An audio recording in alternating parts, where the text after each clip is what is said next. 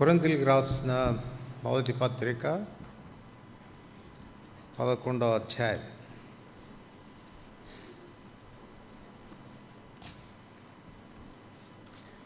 కొరింథీయులకు రాసిన మొదటి పత్రిక 11వ అధ్యాయం.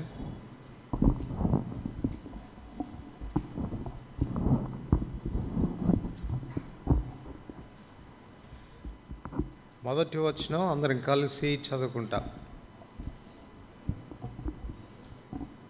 కొరింథీయులకు రాసిన మొదటి పత్రిక 11వ అధ్యాయం మొదటి వచనం అందరం కలిసి చదువుకుంటాం. నేను క్రీస్తును పోలి నడుచుకొనుచున్న ప్రకారం మీరును నన్ను పోలి నడుచుకొనుడి. ప్రార్థన చేసుకుంటాం. ప్రేమ కలిగిన పరలోకమందున మా తండ్రి, మా రక్షకుడైన యేసుప్రభువారి శ్రేష్టమైన పరిశుద్ధమైన నామమున ప్రభుదినాన మీ పాదముల చెంత కనపడటానికి, మీ నామమును ఘనపరిచి మహింపరిచి స్తుతించేదానికై మీరు ఇస్తూ వచ్చిన అవకాశాన్ని బట్టి మిమ్మల్ని ఎంతో స్తుతిస్తూ ఉంటున్నాం. మా రక్షణార్థమై కల్వరి శిలువలో ప్రాణం పెట్టినటువంటి దేవుడుగా మీరు మాకున్నందుకు మనములు చెల్లిస్తూ ఉంటున్నాం. మీ చెంతకు మమ్మల్ని నడిపించినటువంటి దేవుడు వాస్తవమే తండ్రి. ఆరాధనలకు, స్తుతి కీర్తనలకు పాత్రుడైనటువంటి వాడవు, పూజార్హుడైనటువంటి వాడవు, దయగలిగినటువంటి ప్రభా. అందును బట్టి మేము స్తుతించి ఘనపరుస్తూ ఉంటున్నాం. ఎవరికి లేని భాగ్యం ప్రభా, నిష్ప్రయోజకమైన నిబిడలమైన మాకు మీరు ప్రసాదించినందుకు వందనములు చెల్లిస్తూ ఉంటున్నాం. ఈనాడు మిమ్మల్ని ఆరాధించే ఆరాధికులుగా మీరు మమ్మల్ని చేసుకున్నందుకే వందనాలు చెల్లిస్తూ ఉంటున్నాం. మా దేవుడు అని, మా స్నేహితుడు అని, మా సలహాదారుడు అని, మాకు సమస్తంలో సమస్తమైన వాడవని, మిమ్మల్ని ఎరిగిన వారమై మీ నామమును ఘనపరచడానికి ఇస్తున్న ధన్యతను బట్టి వందనములు. మా జీవితాల్లో మీరు మాకు ప్రసాదిస్తూ వచ్చిన రక్షణను బట్టి, శుభప్రదమైన నిరీక్షను బట్టి కూడా వందనాలు చెల్లిస్తూ ఉంటున్నాం. ఈ ఉదయకాలం ప్రభా, మరొకసారి మీ బలను సమీపించక పూర్వం వాక్య వెలుగులో మా జీవితాలు పరిశీలన చేసుకోవడానికై మీరు ఇస్తున్న అవకాశాన్ని బట్టి వందనములు. దేవా, మేము కూడి వచ్చినంతో లాభదాయకంగా ఆశీర్వాద కారణంగా చేయమని ప్రార్థిస్తూ ఉంటున్నాం. చదువుకున్న లేఖన భాగాన్ని తిరిగి మీ చేతిలో పెట్టుకుంటూ ఉండగా మీరు విరిచి ఆశీర్వదించి మాకు వడ్డించండి. ధర్మశాస్త్రంలోని ఆశ్చర్యకరమైన సంగతులు చూచినట్లు మా కన్నులు తెరవండి. అంత మాత్రమే కాక చేరువచ్చిన బిడలు వారి ఆత్మీయ స్థితిగతులు మీరు ఎరుగుదురు తండ్రి. వారి వారి అక్కర కొలది మీ వాక్యాన్ని వారికి పంచిపెట్టుము. యేసు ప్రభు నామమున ప్రార్థిస్తున్నాము తండ్రి, ఆమేన్.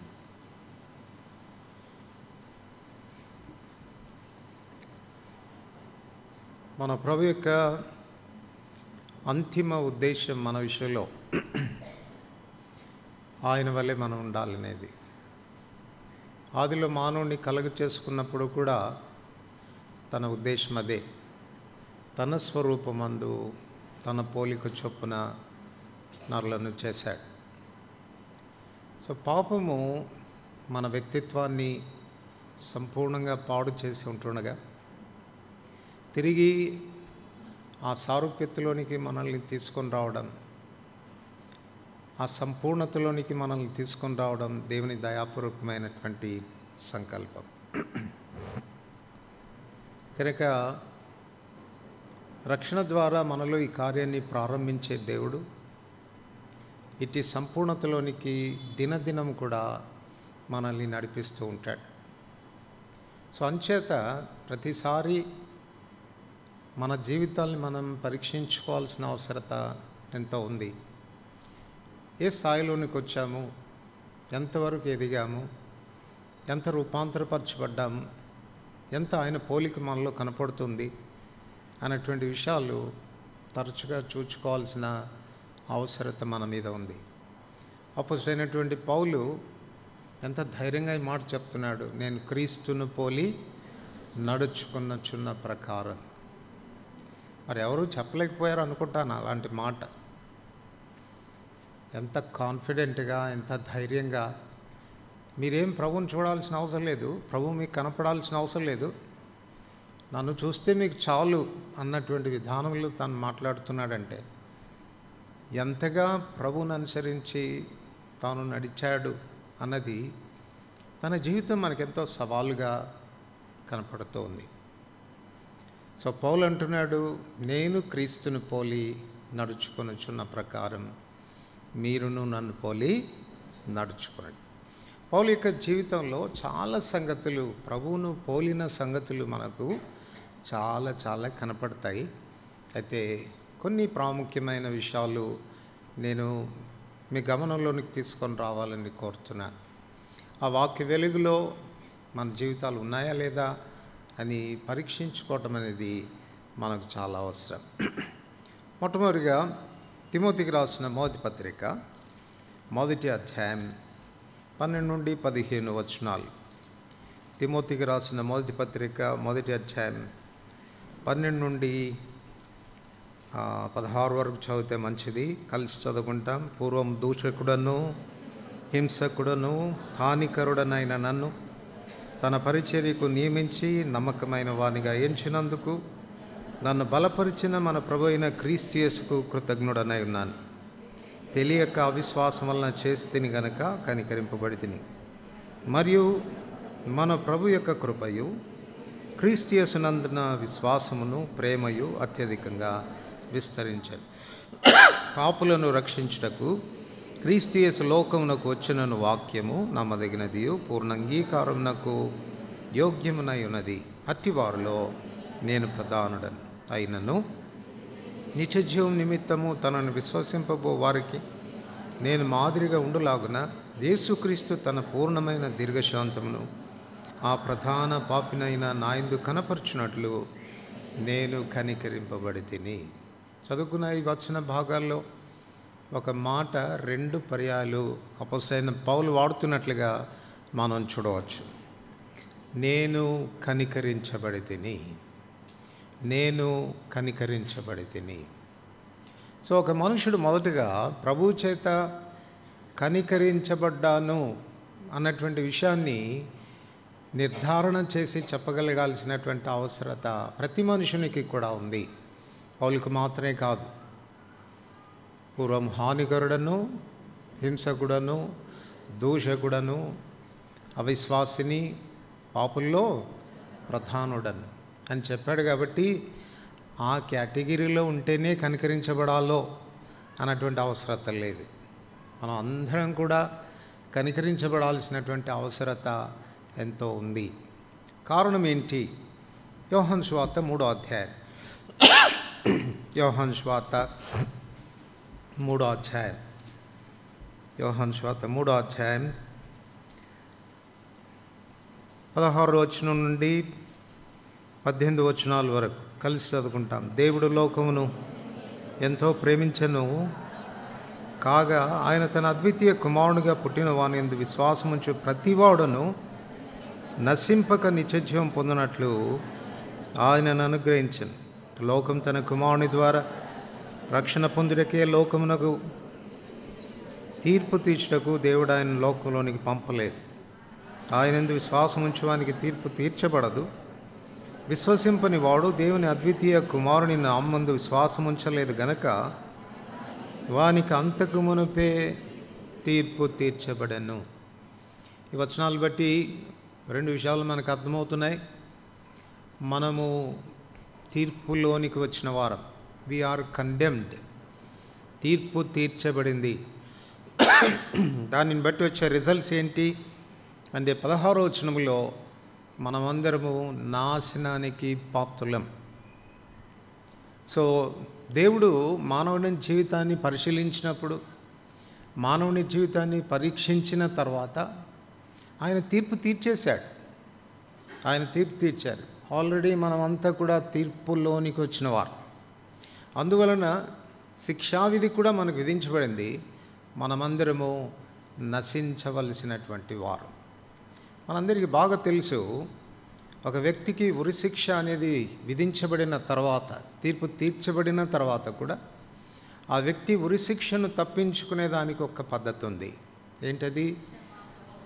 క్షమాపణ కాదు, మర్సీ, కనికరం పొందడం.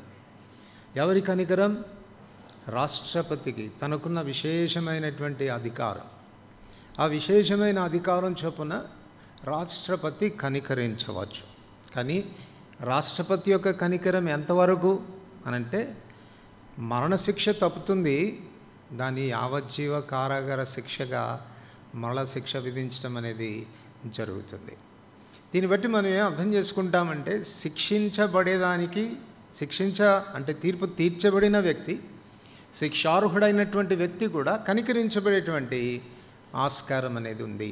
అట్లాగనే పాపాన్ని బట్టి మనం అందరం కూడా తీర్పు తీర్చబడ్డాం, దేవుని శిక్ష క్రిందికి వచ్చాం. కానీ దేవుడు మనల్ని కనికరించాలని ఆయన కోరుతా ఉన్నాడు. దేవుని యొక్క కనికరం అది విశేషమైన కనికరం అని చెప్పబడింది. ఎఫెసీయులకు రాసిన పత్రిక 2వ అధ్యాయం, ఎఫెసీయులకు రాసిన పత్రిక 2వ అధ్యాయం 4వ వచనం. ఎఫెసీ 2వ అధ్యాయం 4వ వచనం. అయినను దేవుడు కరుణా సంపన్నుడై ఉండి మనం తన అపరాధముల చేత చచ్చిన వారమై ఉండినప్పుడు సైతం మన ఎడల్లో చూపిన తన మహాప్రేమ చేత మనలను క్రీస్తుతో కూడా బ్రతికించెను. కృపచేత మీరు దేవుడు కరుణా సంపన్నుడై ఉండి, ఇంగ్లీష్ బైబిల్ అంటుంది he was rich in mercy, కనికరమందు ఐశ్వర్యవంతుడైనటువంటి వాడు. సో కనికరం చూపించేటువంటి విషయంలో ఐశ్వర్యవంతుడైనటువంటి వాడు ఏదో మరణశిక్షని యావజ్జీవ కారాశిక్షగా విధించడం కాదు, కానీ ఆయన కనికరం ఎంత గొప్పదంటే అసలు నీకు శిక్షా విధే లేకుండా చేస్తాడు ఆయన కనికరం. రోమీయులకు రాసిన పత్రిక 8వ అధ్యాయం 1వ వచనం ప్రకారంగా ఎవడన్నా క్రీస్తునందున్న ఎడల వాడు నూతన సృష్టి, క్షమించండి, ఎవడన్నా క్రీస్తునందు ఉంటే వానికి శిక్షా విధి ఏమీ కూడా లేదు. సో కంప్లీట్గా శిక్ష నుండి బయటపడ్డాం. ఇంకో మాటలో చెప్పాలంటే నీతిమంతుడిగా తీర్చబడ్డాం. ఆయన కనికరం మనల్ని నీతిమంతులుగా చేస్తుంది. నీతిమంతులుగా చేయడానికి శిక్ష తప్పించుకునేదానికి వ్యత్యాసం ఉంది.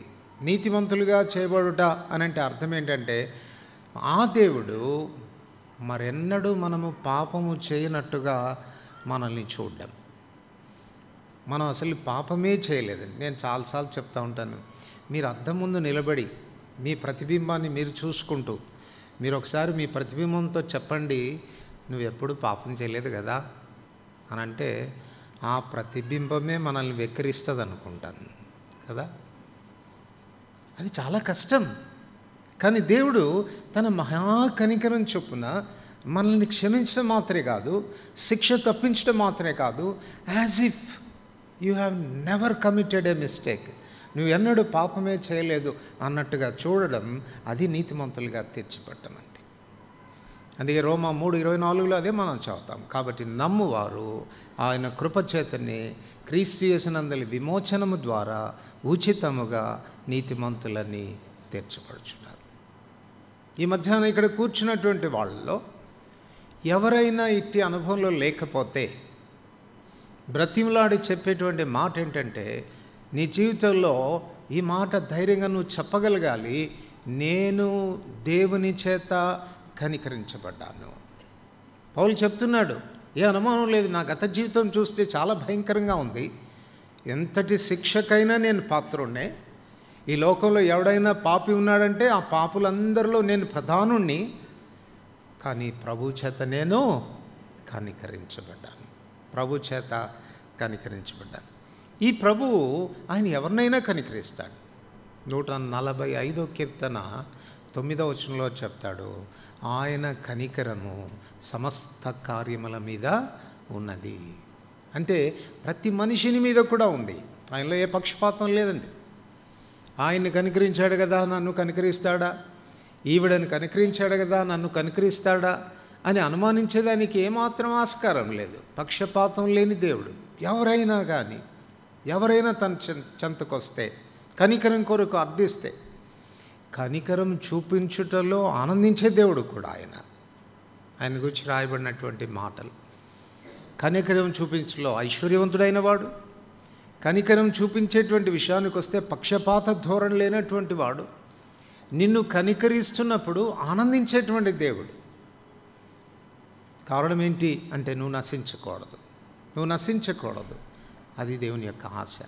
ప్రభు చెంతకు రావాలి, ప్రభు చేత కనికరించబడాలి, దేవుని యొక్క భయంకరమైన తీర్పును తప్పించుకోవాలి, ఆ తీర్పును బట్టి వచ్చేటువంటి నాశనాన్ని తప్పించుకోవాలి. ఇది కోరినటువంటి దేవుడు నువ్వు ఎప్పుడు ఆయన కనికరం కొరకు అర్థిస్తావా అని కాచుకొని ఉన్నాడు.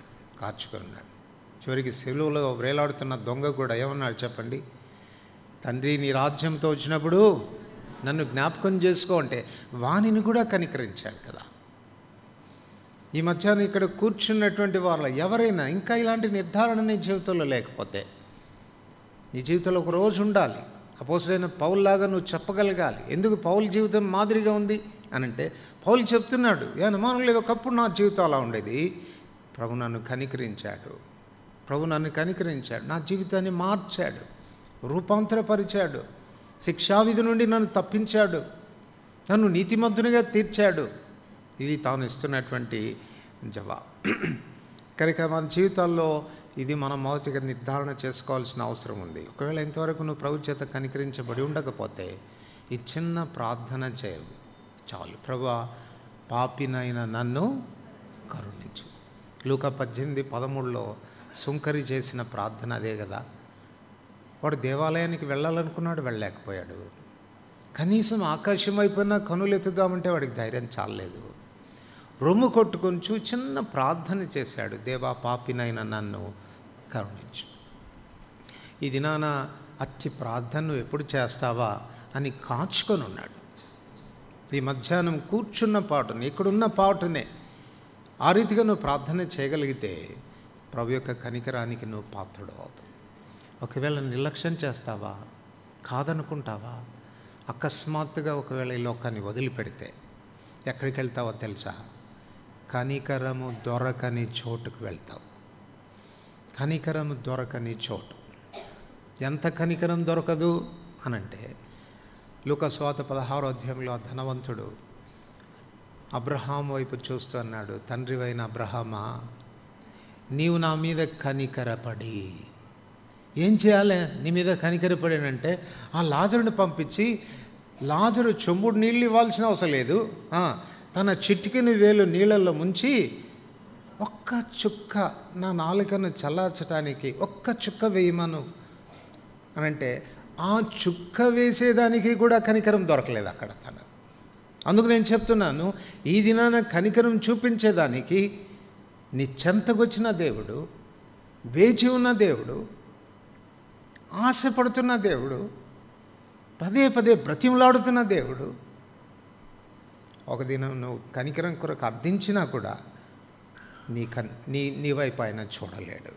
ఆ దినం రాకముందే, మరణం అకస్మాత్తుగా నీ జీవితాన్ని తట్టకముందే, ఈ మధ్యాహ్నమే రక్షకుడైన ప్రభు వైపు కనికరం కొరకు తిరగవలసిందిగా ప్రభు పేట మనం చేస్తూ ఉంటున్నాం. రాజులు 2వ గ్రంథం 13వ అధ్యాయం. రాజులు 2వ గ్రంథం 13వ అధ్యాయం 4వ వచనం. రాజులు 2వ గ్రంథం 13వ అధ్యాయం 4వ వచనం. మొదటి 4 వచనాలు చదివితే మంచిది. యూదారాజైన అహజ్యా కుమారుడైన యోవాషు ఏలుబడిలో 23వ సంవత్సరమందు యెహూ కుమారుడైన యెహోయాహాజు షోమ్రోన్లో ఇశ్రాయేలును ఏలనారంభించి 15 సంవత్సరం ఏలును. ఇతడు ఇశ్రాయేలు వారు పాపం చేయుటకు కారకుడగు నెబాతు కుమారుడైన యెరోబాము పాపములను విడవక అనుసరించుచు యెహోవా దృష్టికి చెడుతనం జరిగించను. కాబట్టి యెహోవా కోపం ఇశ్రాయేలు వారి మీద రగులు కొనగా, ఆయన సిరియా రాజైన హజాయేలు దినములన్నింటను, హజాయేలు కుమారుడైన బెన్హదదు దినములన్నింటను ఇశ్రాయేలు వారిని వారికి అప్పగించు. అయితే యెహోయాహాజు యెహోవాను వేడుకొనగా, యెహోవా సిరియా రాజు చేత బాధ నొందిన ఇశ్రాయేలు వారిని కనికరించి అతని మనవిని అంగీకరించారు. రెండవది, కనికరం పొందవలసిన రెండవ గుంపు. వీళ్ళు ఎవరు అనంటే, వీళ్ళకు ఒక పేరు పెట్టుకోవచ్చు మనం. దే ఆర్ బ్యాక్ స్లైడర్స్, వెనుక జారిన వారు. వారు ఇశ్రాయేలీలే, వారు దేవుని ప్రజలే. వారు జీవించవలసిన విధానంలో జీవించకుండా వారు అపవిత్రపడినటువంటి కారణం చేత దేవుడు వారిని అన్య రాజుల పరిపాలనకి అప్పగించాడు. వారిని చాలా బాధ పెడతా వచ్చినారు. కానీ యెహోయాహాజు తెలుసుకున్నాడు, దీనికి కారణం ఏంటి, ఈ బాధ మా మీదకి రావడానికి కారణం ఏంటి, ఈ నెమ్మది లేని పరిస్థితికి కారణం ఏంటి, ఈ శిక్ష మేము పొందడానికి కారణం ఏంటి అని తెలుసుకొని తను తాను తగ్గించుకొని ప్రభు చెంతకు వచ్చాడంట. ప్రభువా కనికరించవా, ప్రభువా కనికరించవా, ఈ పరిస్థితి నుంచి మమ్మల్ని విడిపించవా అని తాను ప్రార్థన చేసినప్పుడు ఎంత చక్కని మాట రాయబడింది 4వ వచనంలో. యెహోవాను వేడుకొనగా యెహోవా సిరియా రాజు చేత బాధ నొందిన ఇశ్రాయేల్ వారిని కనికరించి ఏం చేశాడంటే వారిని విడిపించాడు. సో మన ప్రభు ఎలాంటి ప్రభు అని అంటే, ఒకవేళ నువ్వు తప్పిపోయినా, జారిపోయినా, వెనక జారిపోయినా, ఆత్మీయంగా పతనమైపోయినా నిన్ను కూడా కనికరించేదానికి ఆ ప్రభు సిద్ధంగా ఉన్నాడు. అయితే యెహోయాహాజులాగా నువ్వు ప్రభు చెంతకు రావాలి, ప్రభుని అడగాలి, ప్రభువా నన్ను కనికరించు, ఈ స్థితి నుండి నన్ను తప్పించు, ఎందుకు నాకు ఇలాంటి ఇబ్బందులతో కూడిన పరిస్థితులు, నెమ్మది లేని పరిస్థితులు, నీకు దూరం అవడం బట్టే ప్రభువా నన్ను కనికరించని ప్రభు చెంతకు ఒకవేళ రాగలిగితే నిశ్చయంగా ప్రభు కనికరం చూపిస్తాడు. ఇలాంటి ఉదాహరణలు ఎన్నో మన బైబిల్ గ్రంథంలో చూస్తాం. లూకా సువార్త 10వ అధ్యాయం 30 నుంచి 35 వచనాల్లో యెరూషలేమును వదిలిపెట్టి యెరికో పట్టణానికి వెళ్ళిపోతూ దొంగల చేతిలో చిక్కి కొర ప్రాణంతో పడి ఉన్నటువంటి ఆ ప్రయాణికుడు, యాజకుడు వచ్చాడు, చూచాడు, ప్రక్కగా వెళ్ళిపోయాడు. లేవీయుడు వచ్చాడు, చూచాడు, ప్రక్కగా వెళ్ళిపోయాడు. అయితే సమరయుడు వచ్చి వాని చూచి వాని మీద జాలిపడి లేక వాని మీద కనికరపడి రెస్టోర్ చేశాడు, సమకూర్చాడు. లూకా సువార్త 15వ అధ్యాయంలో తండ్రి ఇంటిని వదిలిపెట్టిపోయిన వాడు, తండ్రి ప్రేమను అర్థం చేసుకోకుండా వెళ్ళిపోయిన వాడు, కృతజ్ఞత లేకుండా వెళ్ళిపోయినటువంటి కుమారుడు, ఒక దినాన వాడికి అర్థమైంది. ఏమర్థమైంది? నా తండ్రి ఇంటి అనేక మంది కూలివార్లకు సమృద్ధి అయిన ఆహారం దొరుకుతూ ఉంది, నేను ఇక్కడ ఆకలితో చచ్చిపోతూ ఉన్నాను. ఆ విషయం తెలిసిన తర్వాత వాడు లేచి బయలుదేరి తండ్రి చెంతకు వస్తూ ఉన్నాడు. అక్కడ రాయబడిన మాట ఏంటంటే, వాడు ఇంకా దూరముగా ఉండగానే తండ్రి వాని చూచి పరిగెత్తుకొని పోయి వాని మీద కనికరపడి అనే మాట రాయబడింది. రెస్టోర్ చేశాడు, సమకూర్చాడు, చేర్చుకున్నాడు, కోల్పోయినవన్నీ ఇచ్చాడు. వాడు అంటున్నాడు ఒకవైపు, నీ కుమారుణ్ణి అనిపించుకోవటానికి నేను అర్హుని, కుమారత్వపు హోదాను కూడా ఇచ్చాడు. ఈ మధ్యాహ్నం ఎలాంటి స్థితికి దిగజారిపోయావో నాకైతే తెలియదు, కానీ ఆత్మీయ నీ పతన స్థితి ఎంత గొప్పదైనా నీవు కూడా కనికరించబడతావు ఈ ప్రభు చేత. కనికరమందు ఐశ్వర్యవంతుడైనటువంటి వాడు నిన్ను కూడా ఆయన చేర్చుకోవడానికి, నిన్ను సమకూర్చడానికి, కోల్పోయినంత తిరిగి నీకు ప్రసాదించి పెట్టేదానికి ఆయన ఇష్టపడుతున్నటువంటి వాడుగా ఉన్నాడు. పేతురు రాసిన మొదటి పత్రిక 1వ అధ్యాయం 4వ వచనం. పేతురు రాసిన మొదటి పత్రిక 1వ అధ్యాయం 4వ వచనం. 3-4 వచనాలు కలిసి ఉన్నాయి, చదువుకుంటాం. మన ప్రభు అయిన యేసుక్రీస్తు తండ్రి అయిన దేవుడు స్తుతింపనుగాక. మృతుల్లో నుండి యేసుక్రీస్తు తిరిగి లేచడం వలన జీవంతో కూడిన నిరీక్షణ మనకు కలుగునట్లు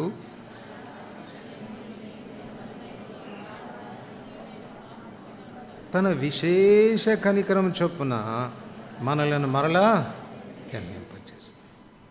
అక్షయమైనది, నిర్మలమైనది, వాడబారినది స్వాస్థ్యం మనకు కలుగునట్లు విశేషమైన కనికరం చొప్పున. ఇక్కడ 3వ గుంపు ఏమని చెప్పుకోవచ్చు అనంటే, దేవుడు సిద్ధపరిచినటువంటి స్వాస్థ్యాన్ని అనుభవించే విషయంలో కూడా నీకు ఆయన కనికరం అవసరం. ఏ విషయంలో కనికరం అవసరం? ఏ విషయంలో కనికరం అవసరం? అపోస్తలుడైన పౌలు అంటాడు కొరింథీయులకు రాస్తూ 1 కొరింథీ 2:9 దేవుని ప్రేమించువారు కొరకు ఆయన ఏం సిద్ధపరచున్నావు, కంటికి కనబడలేదు, చెవికి వినబడలేదు, హృదయానికి గోచరం కాలేదు, అయినప్పటికీ కూడా దేవుడు మనకు తన ఆత్మ వలన వాటిని బయలుపరిచి ఉన్నాడు. 2 కొరింథీ 4:16 నుండి చెప్తాడు, మేము దృశ్యమైన వాటిని చూడక అదృశ్యమైన వాటిని నిదానించి చూస్తున్నాము. అందువలన ఆ మహిమా భారం మాకు అంతకంతకు ఎక్కువ అవుతా వస్తూ ఉంది. దేవుడు సిద్ధపరిచిన అక్షయమైన, నిర్మలమైన, వాడబారని స్వాస్థ్యము మనకు కలగాలంటే దాన్ని మనం చూడాలి, దాన్ని ఆశించాలి, దాని కొరకు ఎదురు చూడాలి. దీని కొరకు ప్రభు కనికరం నీకు అవసరం. ఆయన కనికరం నీ మీద ఉంటే, ఆయన జాలి నీ మీద ఉంటే, ఆయన కృప నీ మీద ఉంటే ఇట్లాంటి అనుభవంలో నువ్వు ఉండేదానికి ఆస్కారం అనేది ఉంది. కనుక ఈ 3 గుంపులు మనం అర్థం చేసుకున్నాం. మొదట పౌలు నేను కనికరించబడ్డాను అని చెప్తున్నప్పుడు తను ఏం చెప్తున్నాడు చెప్పండి? హానికరుడనైన నేను, శిక్షకు పాత్రుడనైన నేను శిక్ష పొందకుండా కనికరించబడ్డాను. ఒకవేళ వెనక జారినా తప్పిపోయినా దేవుడు నన్ను కనికరించి నన్ను సమకూర్చే దేవుడు. మూడవది, ఆయన సిద్ధపరిచిన నిత్య స్వాస్థ్యానికి నేను హక్కుదారున్నట్లుగా దాని మీద నా మనసు లగ్నం చేసే విషయంలో నా ఎడల కనికరం చూపించేటువంటి దేవుడు. కొరింథీయులకు రాసిన 2వ పత్రిక, కొరింథీయులకు రాసిన 2వ పత్రిక 5వ అధ్యాయం 14వ వచనం. కొరింథీయులకు రాసిన 2వ పత్రిక 5వ అధ్యాయం 14వ వచనం. అందరు కలిసి చదువుకుంటాం. 14-15 వచనాలు. క్రీస్తు ప్రేమ మమ్మను బలవంతం చేయుచున్నది, ఎలాగనగా అందరి కొరకు ఒకడు మృతి పొందిన గనక అందరూ మృతి పొందిరనియు, జీవించువారు ఇక మీదట తమ కొరకు కాక తమ నిమిత్తం మృతి నొంది తిరిగి లేచిన వాని కొరకే జీవించుటకు అందరి కొరకు మృతి పొందిననియు నిశ్చయించుకొనుచున్నాము. సో పౌలు యొక్క డిటర్మినేషన్ రెండవది. ఏమని చెప్పవచ్చు? నేను మొదట కనికరించబడి తిని అని చెప్పినటువంటి పౌలు ఒక డిటర్మినేషన్తో, ఒక తీర్మానంతో తన జీవితాన్ని కొనసాగిస్తూ వచ్చినాడు. ఏంటి తనకున్న తీర్మానము అనంటే, అందరి కొరకు ఒకడు మృతి పొందిన కనుక, చెప్పండి, అందరూ నా వెనకాల చెప్పండి, అందరి కొరకు ఒకడు మృతి పొందిన గనక అందరూ మృతి పొంది తిరిగి. నిజమేనా? నిజమేనా అంటే మళ్ళీ అవునా కాదు చెప్పరు. మనం అందరూ చచ్చిపోయిన వాళ్ళమేనా లేదా? డౌట్గా తలకాయ కూర్చున్నారు కొంతమంది. ఎంత తెలియనంటే కాసేపు అడ్డంగా కాసేపు నిలువుగా కూర్చున్నారు. అంటే ఏదో అర్థం కావడం లేదు. యేసుప్రభువు వారు సెలవులో చనిపోయినప్పుడు మనందరూ చచ్చిపోయినాం, అవునా కదా? మరి ఇప్పుడు బ్రతికే ఉన్నాంగా, బ్రతికే ఉన్నాంగా ఇప్పుడు. మరి ఈ బ్రతుకు ఎవరిది? ఎందుకొరకు బ్రతికావు? మళ్ళా నేను డాక్టర్ చేయాలండి, నేను ఐఏఎస్ ఆఫీసర్ కావాలండి, నేను 4 ఇళ్ళు సంపాదించుకోవాలండి, లోకాన్ని ఎంజాయ్ చేయాలండి, సుఖంగా బ్రతకాలండి. అందుకొరకు బ్రతికిచ్చింది. అప్పుడు చచ్చిపోయాం కదా. చచ్చిపోయినప్పుడు దేవుడు చచ్చిపోయినట్టు వదిలేసి ఉంటే ఇంక నీకు బ్రతికే లేదు కదా. మళ్ళా ఎందుకు బ్రతికించాడు అంటే పౌలు ఇప్పుడు తెలుసుకుంటున్నాడు. ఏమంటున్నా అంటే, ఇప్పుడు నన్ను మళ్ళా బ్రతికించాడంటే ఇట్స్ నాట్ ఫర్ మీ, నా కొరకు కాదు. జీవించేవారు ఇక మీదట తమ కొరకు కాక తమ కొరకు మృతి పొంది తిరిగి లేచిన వాని కొరకే జీవించాలి. నేను క్రీస్తును పోలి నడుచుకున్న ప్రకారం మీరు నన్ను పోలి నడుచుకోవాలి. ఒక క్రైస్తవుడు నిజమైనటువంటి విశ్వాసి రెండవదిగా తన జీవితంలో ఈ డిటర్మినేషన్, ఈ తీర్మానం అనేది నీ జీవితంలో ఉండాలి. బ్రతుకుతున్నాను, గలతీ 2:20 చూడకుండా చెప్పండి. మీరు ముందే చెప్తే అన్నీ చూసుకొని వస్తాం కదా అంటారు కదా. గలతీ 2:20 నేను క్రీస్తుతో పాటు సిలువ వేయబడి ఉన్నాను, జీవించువాడను. మరెవరు? మీకు తెలుసా అండి, క్రీస్తు కొరకు జీవించడానికి, క్రీస్తే మన ద్వారా జీవించడానికి ఎంత వ్యత్యాసం ఉందో, ఎంత వ్యత్యాసం ఉందో. క్రీస్తు కొరకు జీవించడం సులభం కొంతవరకు, ఆయన కొరకు ఏదైనా చెప్పడం సులభం, ఆయన కొరకు ఏదైనా చేయడం సులభం, ఆయన కొరకు ఏదైనా సమర్పణ చేసుకోవడం సులభం. కానీ ఆయన మన ద్వారా జీవించడం అనేది సులభమైంది కాదు. అంటే దాని అర్థం ఏంటి తెలుసునా అండి? ఇప్పుడు నేను చూస్తున్నాను, చూసేది నేను కాదు. ఎవరు అంటే ఇప్పుడు నా కళ్ళు ఎవరు ఉపయోగించుకుంటున్నారు? ఆయనే ఉపయోగించుకుంటున్నాడు, నేను చూడడం లేదు. అట్లాగైతే యేసుప్రభు వారు కూడా అప్పుడప్పుడు సినిమాలు చూస్తాడు కదా, చూస్తున్నాడు చూడలేదా? సీరియల్స్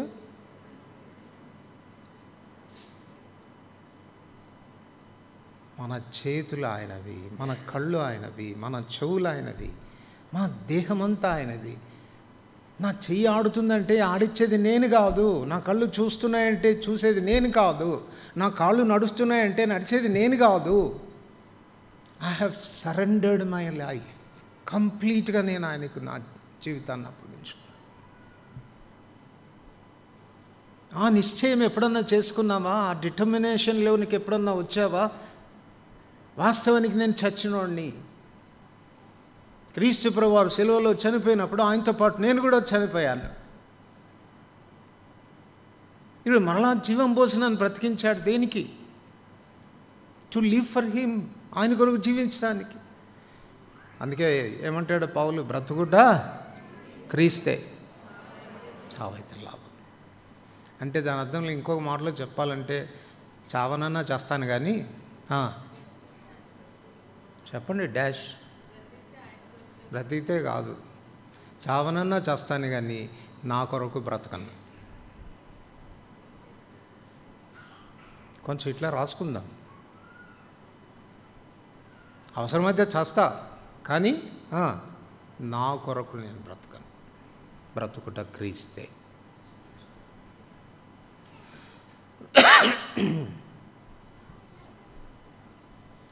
ఫిలిప్పీయులకు రాసిన పత్రిక 1వ అధ్యాయం 21వ వచనం. ఫిలిప్పీ 1వ అధ్యాయం 21వ వచనం. అదే మాట చదువుదాం. నా మట్టుకైతే బ్రతుకుట క్రీస్తే. అంటే బ్రతుకుట క్రీస్తే అంటే క్రీస్తు నా ద్వారా జీవించడం అంటే పై వచనంలో చెప్పాడు చూడండి. 19వ వచనం అందరికి కలిసి చదువుకుంటాం. మరియు నేను ఏ విషయంలో సిగ్గుపడక ఎప్పటి వలనే ఇప్పుడును పూర్ణ ధైర్యంతో బోధించడం వలన నా బ్రతుకు మూలంగానైనా సరే, నా చావు మూలంగానైనా సరే, క్రీస్తు నా శరీరమందు ఘనపరచబడవలనని. ఇప్పుడు నేను బ్రతికితే చెప్పండి, దీన్ని బట్టి నా శరీరమందు క్రీస్తు ఏం కావాలా? ఘనపరచబడాలి. For his glory. నేను బ్రతుకుతున్న దేని కొరకు? బ్రతుకుడ క్రీస్తే అన్నావు కదా, ఎందుకు క్రీస్తు కొరకు బ్రతుకుతావు అని అంటే, నా బ్రతుకు మూలంగానైనా సరే, చావు మూలంగానైనా సరే ఆయన ఘనపరచబడాలి. He should be glorified. ఆ రీతిగా ఉండాలి. ఎలాగ మనం మన బ్రతుకు మూలంగా ప్రభువును మనం ఘనపరచగలం? కొరింథీయులకు రాసిన మొదటి పత్రిక 6వ అధ్యాయం 19-20 వచనాలు. కొరింథీయులకు రాసిన మొదటి పత్రిక 6వ అధ్యాయం 19-20 వచనాలు. మీ దేహము దేవుని వలన మీకు అనుగ్రహింపబడి మీలోనున్న పరిశుద్ధాత్మక ఆలయమై ఉన్నదని మీరు ఎరగరా? మీరు మీ సొత్తు కారు, విలువబెట్టి కొనబడిన వారు గనక మీ దేహంతో దేవుని, మన దేహంతో దేవుని ఎలా మహింపరచగలం అమ్మా? అదే ఉంది అక్కడ. ఇప్పుడు మనం చదువుకున్న వచనాలు ఏముంది? మీ దేహము దేవుని వలన మీకు అనుగ్రహింపబడి మీలోనున్న పరిశుద్ధాత్మకు ఆలయమై ఉన్నదని మీరు ఎరగరా? కాబట్టి ఇప్పుడు మనం మన దేహంతో దేవుని మహిమపరచాలంటే ఏం చేయాలి? You should keep your body as the temple of the holy ghost. పరిశుద్ధాత్మకు ఆలయముగా నీ శరీరాన్ని, నీ దేహాన్ని కాపాడుకొనుట ద్వారా దేవుని మహిమపరుస్తుంది. పౌలు అంటున్నాడు, నాకు ఒక డిటర్మినేషన్ ఉంది, నాకు ఒక తీర్మానం ఉంది. బ్రతికితే క్రీస్తు కొరకే నేను బ్రతుకుతాను. ఆ బ్రతుకుతున్నప్పుడు నా బ్రతుకు మూలంగానైనా, నా చావు మూలంగానైనా క్రీస్తు ఘనపరచబడాలా. అట్లా ఘనపరచబడాలి అన్న డిటర్మినేషన్లో ఉన్నప్పుడు దేవుడు తనకిచ్చినటువంటి దేహాన్ని ఎంత జాగ్రత్తగా కాపాడుకుంటున్నాడు. He knows that it is his temple. మనకు తెలుసు కదా, మన దేవునికి పరిశుద్ధతయే ఎన్నటెన్నటికీ అనుకూలం. దేవా నీ శాసనములు ఎన్నడూ తప్పిపోవు. ఎన్నటెన్నటికీ పరిశుద్ధతయే నీ మందిరమునకు అనుకూలం.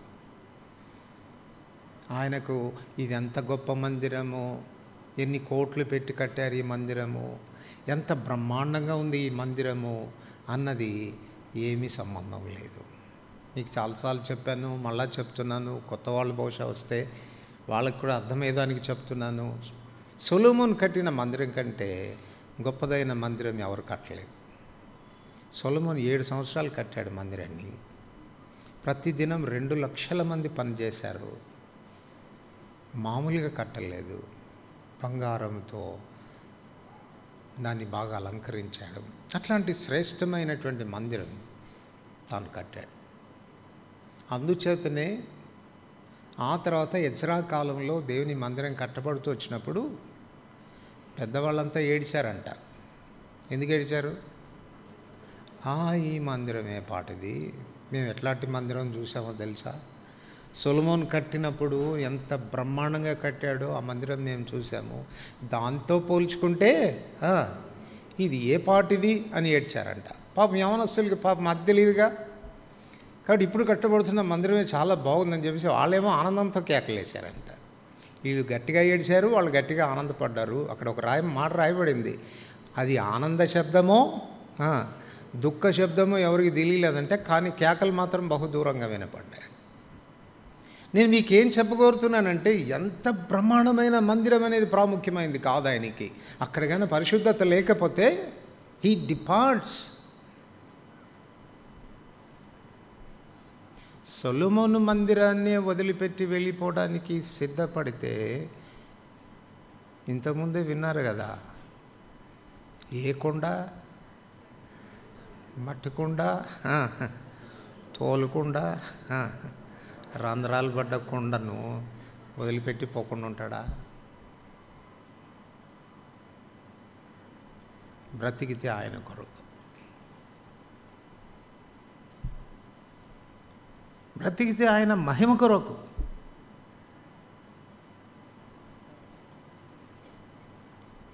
అలా కాపాడుకుంటేనే ఆయనను గణపరిచినటువంటి వారం అవుతాం.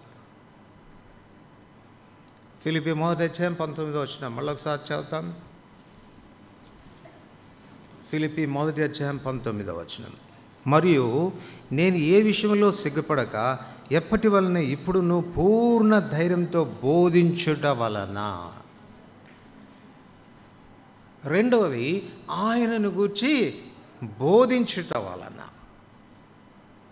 How can we honour him అనంటే, first of all by keeping our body as the temple of the holy ghost. రెండోది, ఎలా ఘనపరచగలం అంటున్నాడు, నేను సిగ్గుపడకూడదు ఆయన విషయంలో. ఎవరికైనా ఎక్కడైనా ఏ సందర్భంలోనైనా భయపడకుండా, సిగ్గుపడకుండా ధైర్యంగా ఆయనను గూర్చి బోధించడం ద్వారా నా దేవునికి నేను ఘనత తీసుకొని రావాలి. Are you a witness?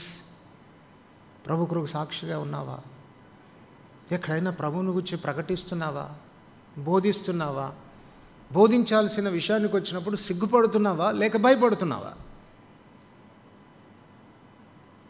పౌలు అంటున్నాడు, నేను ఆయనను గురించి బోధించాల్సి వచ్చినప్పుడు ఎప్పటి వల్లనే ధైర్యంగా బోధించాలి, మళ్ళీ సిగ్గుపడకూడదు. ధైర్యంగా బోధించాలి అని అంటే మనకు పెద్దగా అర్థం తెలియకపోవచ్చు, కానీ పౌలు బ్రతికిన దినాలు సామాన్యమైన దినాలు కాదు కదా. బోధించిన కారణం చేత దెబ్బలు తిన్నారు, రాళ్ళతో కొట్టబడ్డారు. ఒక సందర్భంలో రాళ్ళతో కొట్టి చచ్చిపోయాడు అనుకుంటే కుక్కని ఈడ్చినట్టుగా ఈడ్చుకు వెళ్ళి ఊరు వెల్పట పడేశారు. ఇప్పుడు పౌలు అంటున్నాడు, ఇన్ని దెబ్బలు తగిలిన తర్వాత నా ధైర్యం సడలిపోయింది, అప్పట్లాగా నేను ధైర్యంగా చెప్పలేకపోతున్నాను అనడం లేదు. నేను దెబ్బలు తినకమునుపు ఎంత ధైర్యంగా చెప్పాను, తిన్న తర్వాత కూడా అంతే ధైర్యంగా చెప్పాలి. అట్లా చెప్పడం ద్వారానే నా దేవునికి నేను ఘనత తీసుకొస్తాను. Be a witness. అందుకే ఆయన చెప్పగలుగుతున్నాడు, నేను ప్రభువుని పోలి నడుచుకున్న ప్రకారం మీరు కూడా నన్ను పోలి నడుచు.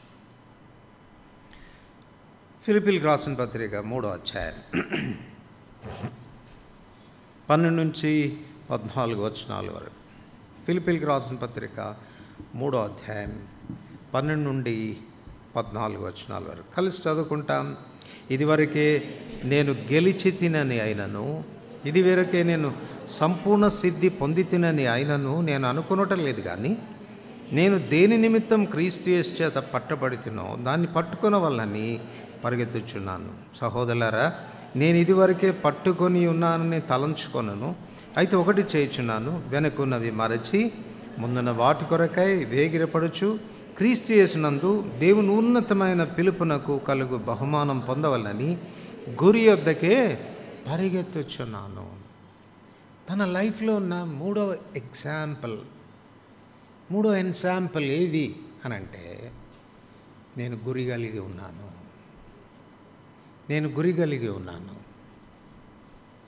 ఏంటి ఆ గురి అనంటే, క్రీస్తు యేసు చేత దేని నిమిత్తం నేను పట్టబడితేనో దాన్ని పట్టుకోవాలని పరిగెడతా ఉన్నాను. ఎక్కడ పరిగెడుతున్నాను? గురి యొద్దకే పరిగెడుతున్నాను. What is my target?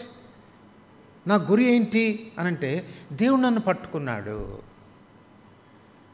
నేను ఎటో పోతూ వచ్చినాను, నా ఇష్టానుసారంగా ప్రవర్తిస్తూ వచ్చాను, నాకు తోచిన త్రోవల్లో వెళ్ళిపోతూ వచ్చాను. ఒకరోజు దేవుడు నన్ను పట్టుకున్నాడు, దమస్కు మార్గంలో నన్ను బంధించాడు, పట్టుకొని నా దేవుడు ఎందుకు పట్టుకున్నానో అన్న విషయం ఆయనకి చెప్పాడంట.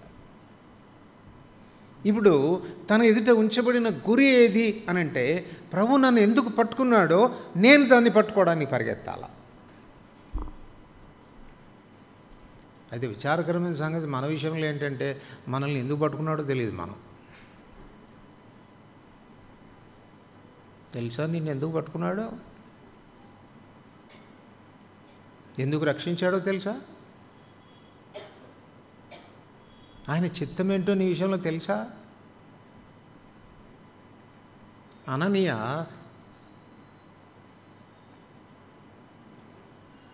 నువ్వు వెళ్ళి ప్రార్థన చేయ సౌలు కంటే భయపడ్డాడు చాలా కదా. ప్రభుకే చెప్తా ఉన్నాడు, ప్రభా నువ్వు ఎంత దుర్మార్గుడో మర్చిపోయావా? యెరూషలేములో క్రైస్తవులు ఎంత హింస పెట్టాడు మర్చిపోయావా అంటే, ప్రభు ఒక మాట అంటాడు. ఏమంటాడు చెప్పండి? నువ్వు వెళ్ళి ప్రార్థన చేయి, నా నామ ఘనత కొరకు అతడు ఎన్ని శ్రమలు అనుభవించవలసిందో నేను అతనికి చూపిస్తాను. అందుకొరకు అతడు నేను ఏర్పరచుకొనిన నా సాధనం. He has revealed his will towards Paul కదా. సో ఇప్పుడు మన విషయంలో కూడా ఈ గురి ఉండాలి మనకు. గుర్తుపెట్టుకో, దేవుడు నిన్నెందుకు పిలిచాడో, ఎందుకు రక్షించాడో, ఎందుకు నిన్ను పట్టుకున్నాడో అన్నటువంటి విషయాన్ని గూర్చిన ఎరుక లేకుండా నువ్వు జీవిస్తూ ఉంటే నీ జీవితము గురిలేని జీవితము అని చెప్పుకోవాలి. గురిలేని జీవితం ఎట్లుంటుంది చెప్పండి? ఎటు పడితే అటు పోద్ది కదా. దీనికేం ఒక గురి లేదు, తోచినట్టుగా వెళ్ళిపోతాం. సో మనకంటూ ఒక టార్గెట్ ఉందా? గురి ఉందా? చూడండి, ఇంకా స్పష్టంగా చెప్తాడు గలతీయులకు రాసిన పత్రిక 1వ అధ్యాయం. గలతీయులకు రాసిన పత్రిక 1వ అధ్యాయం 15-16 వచనాలు కలిసి చదువుకుంటాం. 15-16 వచనాలు. అయినను తల్లి గర్భమందు పడింది మొదలుకొని నన్ను ప్రత్యేకపరిచి తన కృపచేత నన్ను పిలిచిన దేవుడు, నేను అన్యజనులలో తన కుమారుని, చెప్పండి, తల్లి గర్భమందు పడింది మొదలుకొని నన్ను ప్రత్యేకపరిచి నన్ను పిలిచాడు. ఎందుకు పిలిచాడు?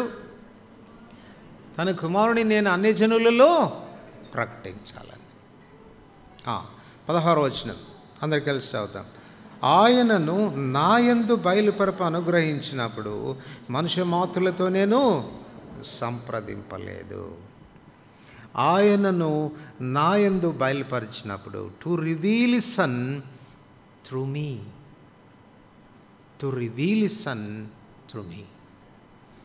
చూడండి, ప్రకటించుట అనేటువంటిది నోటి మాటను గురించి తెలియజేస్తాం. బయలుపరచుట అనేటువంటిది తన వ్యక్తిత్వాన్ని గురించి మాట్లాడుతుంది. తాను ఎవరిని గురించి ప్రకటిస్తున్నాడో, ఏ దేవుని గురించి ప్రకటిస్తున్నాడో ఆ దేవుని తన వ్యక్తిగతమైన జీవితం ద్వారా రివీల్ చేశాడంట, బయలుపరిచాడంట. ఎప్పుడైనా అర్థం చేసుకున్నారా ఈ మాటలు? అంటే దాని అర్థం ఏంటి తెలుసా? ఓ ప్రజలారా, ఈ దేవుడు ఎలాంటి దేవుడో తెలుసా మీకు? ఆయన చాలా ప్రేమమూర్తి అని ప్రకటించాడు అనుకోండి. ఇప్పుడు రెండవ రెస్పాన్సిబిలిటీ ఏంటంటే he has to reveal that love through him. తన ద్వారా ఆ ప్రేమను బయలుపరచాలి. ప్రకటించడం సులభమే, నీ వ్యక్తిత్వం ద్వారా చూపించడం చాలా కష్టమైనటువంటి విషయం. అందుకే ప్రసంగాలు చాలా సులభమే, జీవించడం చాలా కష్టం. అందుకే చాలామందికి బోధకులై ఉండొద్దు అని చెప్పాడు కదా. బోధ చేయడం చాలా సులభమే, కానీ దాని ప్రకారంగా జీవించడం చాలా కష్టం. లైఫ్ స్పీక్స్ లౌడర్ దాన్ సర్మన్. లైఫ్ స్పీక్స్ లౌడర్ దాన్ సర్మన్. మన బోధ కంటే మన జీవితం గట్టిగా మాట్లాడుతుంది. మనల్ని కూర్చిన సాక్ష్యం కూడా ఇట్ రన్స్ ఫాస్టర్ కదా. ఇప్పుడు చూడండి, ఒకవేళ నేను ఇక్కడ సేవ చేశాను, పొరపాటున నన్ను ఎక్కడికైనా ట్రాన్స్ఫర్ చేశారంటే నా సాక్ష్యం ముందే వెళ్ళిపోతుంది, నేను పోకముందే కదా. అక్కడ వాళ్ళు ఎంక్వైరీ చేస్తారు, ఏమని ఆ ఇమ్మానుయల్ అంటే ఎట్టడు బ్రదర్.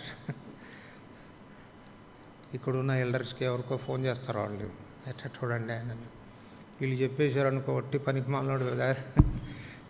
సో సాక్ష్యం ముందుగానే వెళ్ళిపోతుంది.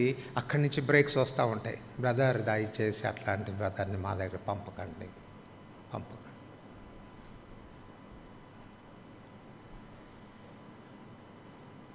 నాట్ మియర్ వర్డ్స్, బోధలు మాత్రమే కాదు, త్రూ అవర్ లైఫ్, మన జీవితాల ద్వారా ప్రభుని బయలుపరచాల్సినటువంటి అవసరత ఉంది.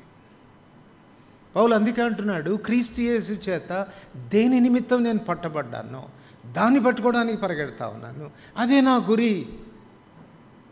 నా విషయంలో దేవుని యొక్క పరిపూర్ణ చిత్తం నెరవేర్చబడింది అని అంటే నేను గురి చేరుకున్నట్టే.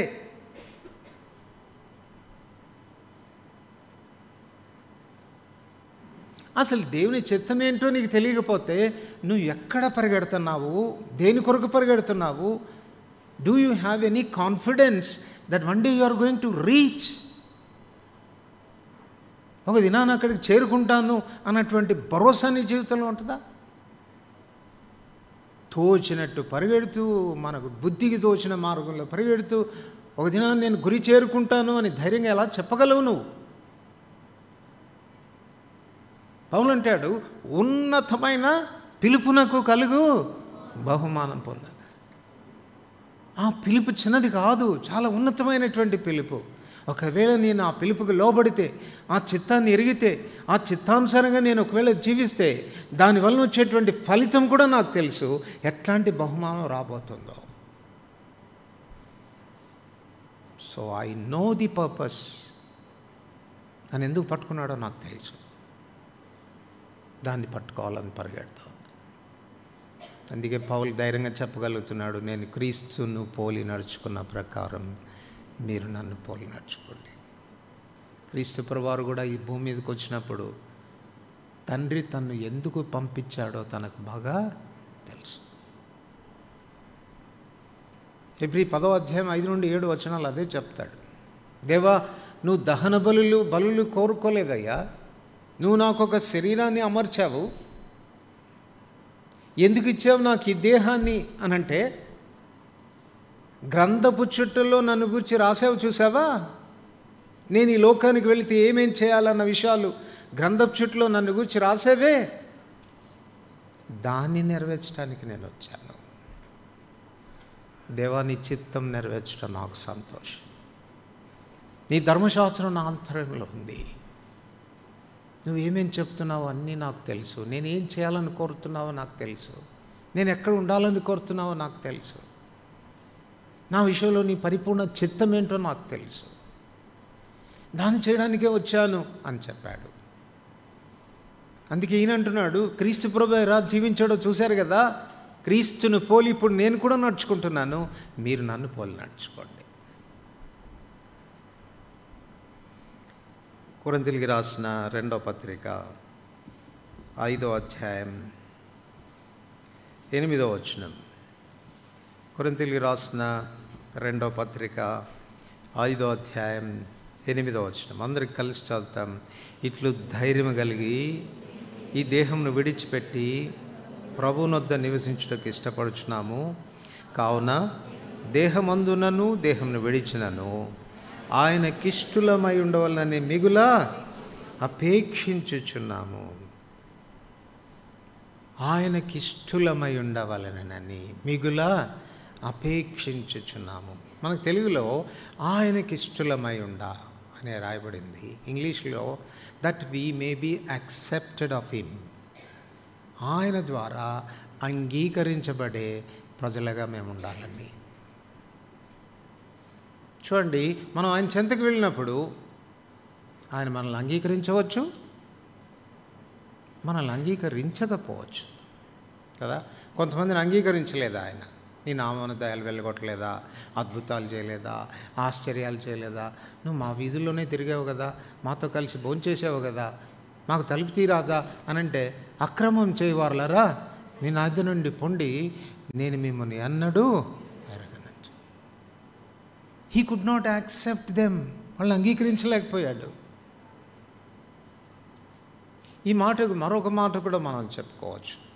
మేము ఆయనకి ఇష్టలమై ఉండుట అనంటే మూడో మాట ఏమని చెప్పుకోవచ్చు అంటే, మేము ఆయనను సంతోషపెట్టే వారంగా ఉండాలి.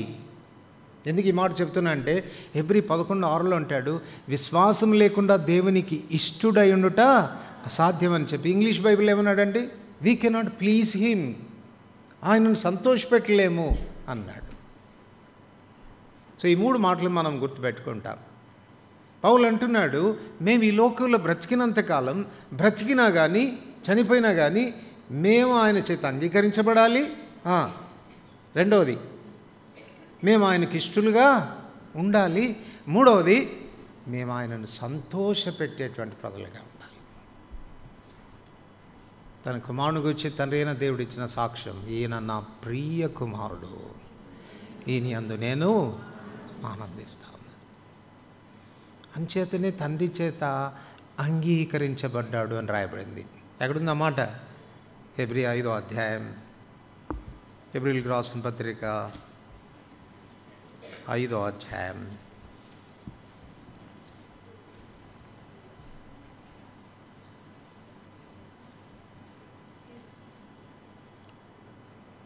7వ వచనం.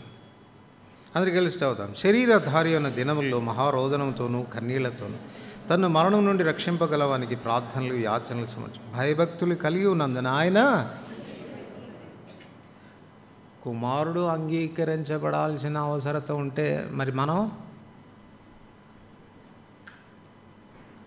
అవసరత ఉందా లేదా? ఆయన చేత అంగీకరించబడాల్సిన అవసరత.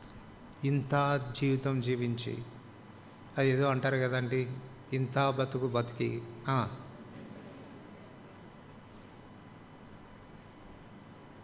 అట్లా ఉంటే ఏం ప్రయోజనం?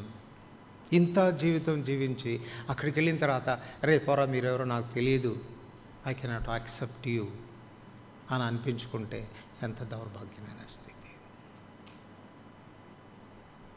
దానియేలు గురించి ప్రభు చెప్తాడు, దానియేలా భయపడకు, నీవు నాకు బహుప్రియుడివి, మామూలు ప్రియుడివి కాదు, నీవు నాకు బహుప్రియుడు.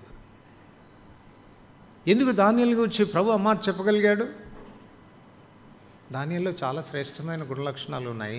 అందులో 1-2 విషయాలు మనం తీసుకుంటే, మొదటి అధ్యాయం 8వ వచనం ప్రకారంగా తన డిటర్మినేషన్. రాజు భుజించు భోజనము పానం చేయి ద్రాక్షారసమును త్రాగి తన్ను తాను అపవిత్రపరచకొనకూడదని దానియేలు ఉద్దేశించి, he determined in his life that he should not be defiled. రెండో విషయం ఏంటి అనంటే, he was the man of prayer. Man of prayer అన్నప్పుడు ఇంతకుముందు ఉదయకాలం అడుక్కోవటం కాదు ప్రార్థన అంటే. ఈ అనుమానం లేదు, ప్రార్థన అంటే అడగడమే, కానీ మన కొరకు మనం అడుక్కోవటం కాదు. ఎవరి కొరకు అడగాల? ఎవరి కొరకు?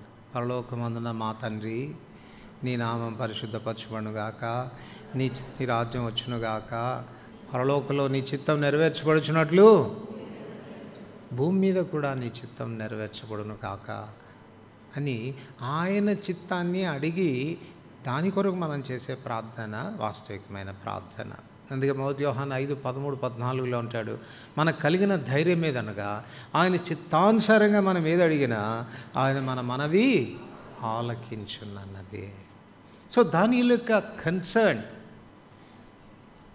ప్రార్థిస్తూ వచ్చినప్పుడు దానియేలు యొక్క కన్సర్న్ ఏంటంటే ప్రతిరోజు యెరూషలేము వైపు కిటికీలు తెరిచి ప్రార్థన చేసేవాడు. ప్రభువా జ్ఞాపకం చేసుకోవా యెరూషలేముని, ప్రాకారాలు కూలిపోయినాయ్యా, గుమ్మాలు అగ్ని చేత కాల్చబడ్డాయ్యా, బీడు పడిపోతూ ఉందయ్యా, నివాసులు లేక, పశువులు లేక. Concern towards Jerusalem. సో అది తనకున్న పట్టింపు. ఇది నాన్న దేవునికి బహుప్రియులుగా మనం ఉండాలి అని అంటే మనలో ఏముండాలి చెప్పండి? ఈ డిటర్మినేషన్ ఉండాలి టు కీప్ అవర్ సెల్ఫ్. రెండవది to pray for the church, సంఘం కొరకు ప్రార్థించేటువంటి భారం. నశించిపోతున్న ఆత్మలు, రక్షించబడి వెనక జారిపోయినటువంటి ఆత్మలు, దేవుని సంఘము సఖ్యత లేకుండా పాడైపోతున్నటువంటి దినాలు, దేవుని సంఘము ప్రాకారాలు కూలిపోయినటువంటి పరిస్థితి, ఎక్కడ కూడా ప్రత్యేకత అనేది కనపడడం లేదు. ఇన్ని లేవు దేవుని సంఘంలో లోపాలు. Do you have any burden to pray? ప్రార్థించేదాని కొరకైనటువంటి భారం నీకుందా?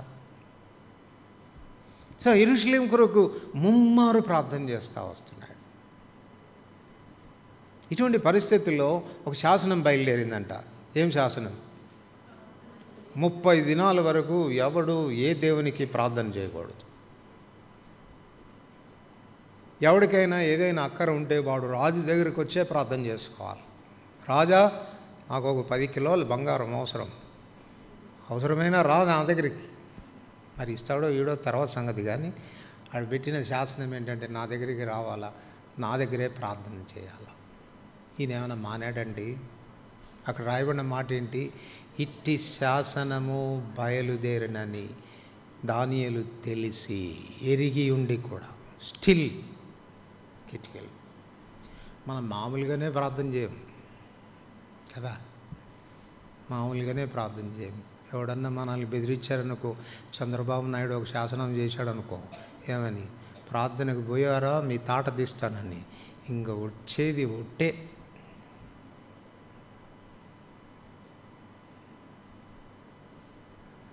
ఇప్పుడు చెప్పండి, దానియేలు ప్రార్థన చేశాడంటే, ఇట్టి శాసనం బయలుదేరిన తర్వాత కూడా ప్రార్థన చేశాడంటే అర్థం ఏంటి చెప్పండి? At the cost of his life. సింహ బోన్లో వేయబడిన పర్వాలేదు, దాని కొరకు నేను ప్రార్థన చేస్తాను. దేవుని కొరకు, దేవుని కార్యాల కొరకైనటువంటి ఎంత శ్రద్ధ, ఎంత పట్టింపు. తన ప్రాణం కంటే మిన్నగా దేవుని ప్రేమించాడు, దేవుని ఇంటిని ప్రేమించాడు, దాని కొరకు ప్రార్థించాడు. అందువలన ప్రభు దృష్టికి ఏమయ్యాడు చెప్పండి? హి వాజ్ సో బిలవర్డ్. దానియేలు, నువ్వు నాకు చాలా బహుప్రియుడివయ్యా. మన జీవితంలో అది కలిగి ఉండాలి. ఈ మధ్యాహ్నం ప్రభు నిన్ను గురించి చాలా సాక్ష్యం ఇవ్వగలడా? యు ఆర్ మై బిలవర్డ్, నా ప్రియ కుమారుడు, నేను నీ యందు ఆనందిస్తున్నాను అని ప్రభు చెప్పగలడా? అపోస్తలుడైన పౌలుకు ఉన్నటువంటి తీర్మానం అది. మేము బ్రతికితే ఎందుకు బ్రతకాలండి? మేము ఈ లోకంలో బ్రతుకుతూ ఉంటే ఆ ప్రభుకు ఇష్టలుగా ఉంటేనే బ్రతుకుతాం. మా బ్రతుకు మూలంగా కానీ, మా చావు మూలంగా కానీ మేము దేవునికి ఇష్టలుగా ఉండాలనుకుంటున్నాం. ప్రభు మమ్మల్ని చూసినప్పుడు బిలవర్డ్ అని పిలవగలిగాం. సో ఇది మనం ప్రభుకి ఇష్టలుగా ఉన్నామా లేదా చూసుకుందాం. నువ్వు ఆయనకి ఇష్టడుగా లేకపోతే ఏమీ ప్రయోజనం, ఏం ప్రయోజనం? క్రైస్తవ జీవితం జీవించే ప్రయోజనం. చివరిగా తిమోతికి రాసిన 2వ పత్రిక 4వ అధ్యాయం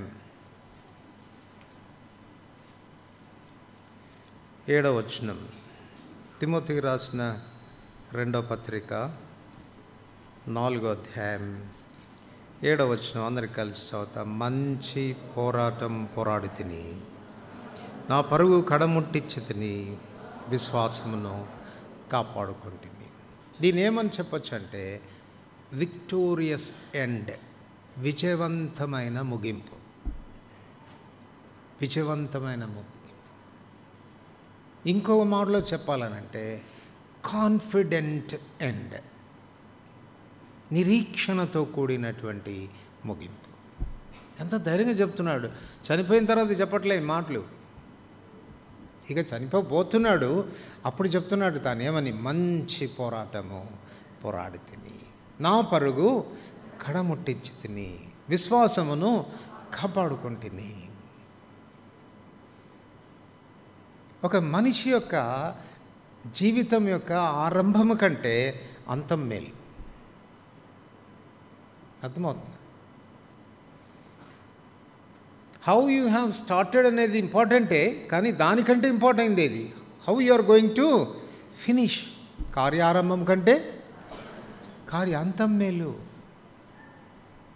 గలతీలకు రాస్తూ 5వ అధ్యాయం 7వ వచనంలో అంటాడు, ఓ గలతీలారా, మీరు బాగుగా పరిగెడుతూ ఉన్నారు, సత్యమును విధేయులు కాకుండా ఎవడు మిమ్మల్ని అడ్డగించాడు. అంటే ఇప్పుడు మీరు పరిగెట్టడం లేదు, ఒకప్పుడు చాలా చక్కగా స్టార్ట్ చేశారు. మీరు ఎంత రోషంగా ఎంత వేగంగా పరిగెడుతూ వచ్చినారు.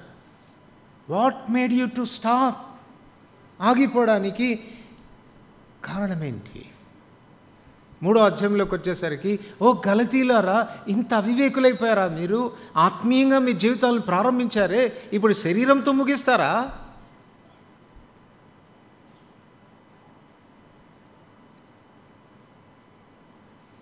ఎట్లా మనం ముగించిపోతున్నాం మన జీవితాన్ని?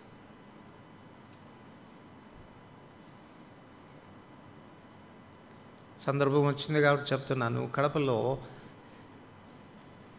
అక్కడున్న సంఘ పెద్దలు ఒక ఆయన రాజన్న గారని, తాను రిటైర్డ్ ఎస్ఐ. ప్రభు కొరకు ఎంత నమ్మకంగా జీవించాడో తెలుసా? శారీరక బలహీనతలు ఎన్నో ఉన్నా కూడా అన్ని కూడికలకు హాజరయ్యేవాడు. ఉదయకాలం మేము 5 గంటలకు స్వాతకు వెళ్తే నడవలేడు, ఆయనకు మోకాళ్ళు నొప్పులు. తనకు ఒక లూనా ఉండేది, ఆ లూనా వేసుకుని వచ్చేవాడు. దాంతోనే మా వెంబడి వచ్చేవాడు. తనకు వాక్యం చెప్తే వాక్యం చెప్పి మళ్ళీ లూనా మాతో. మనకు కాళ్ళు చేతులు బాగున్నా రాం కదా, సో అంత చక్కగా వచ్చేవాడు. ఒకరోజు ప్రభు తనతో చెప్పాడంట. ఏమని చెప్పాడంటే అంటే నువ్వు నెక్స్ట్ మంగళవారం చనిపోతావని చెప్పాడంట. నేను కథలు కాదు చెప్పేది, వాస్తవంగా జరిగింది చెప్తున్నా. చెప్తే ఆయన వచ్చి మందిరంలో చెప్పేశాడంట, ప్రభు చెప్పాడు నాకు మంగళవారం నేను చనిపోతానని ప్రభు చెప్పాడు. ఎంత ధైర్యం కావాలని చనిపోకపోతే కదా, ప్రభు చెప్పాడు చనిపోతానని. ఈయన ఇంటికి పోయి ప్రార్థన చేశాడంట, ప్రభా మా ఇంట్లో కొన్ని సంగతులు చక్కపెట్టాల్సి ఉన్నాయి, ఒక్క వారం ఎక్స్టెండ్ చేయి ప్రభా అని అడిగాడంట. అంటే మంగళవారం నుంచి మళ్ళీ మంగళవారానికి ఎక్స్టెండ్ చేయమని అడిగాడంట. దేవుడు అలో చేశాడంట. అది కూడా వచ్చి చెప్పాడంట. కరెక్ట్గా వారం రోజులైంది. సోమవారం గడిచిపోయింది. రాత్రి నిద్రపోయాడు. ఉదయాన్నే ఆయనకు పొద్దున్నే 5 గంటలకు లేచి స్నానం చేసి బైబిల్ చదువుకోవటం అలవాటు. బైబిల్ చదువుకుంటా ఉంటే ప్రభు అడిగాడంట, వారం రోజులు ఎక్స్టెన్షన్ అడిగావు కదా, ఏమైనా సాధించావా, ఏమైనా చేసావా, పనులన్నీ చక్కపెట్టావంటే ప్రభు ఏమీ చేయలేకపోయినాను, అందుకే కదా వచ్చేయమనింది అన్నాడంట. అయిపోయింది. భార్య వచ్చి చూసేసరికి లేడు మనిషి.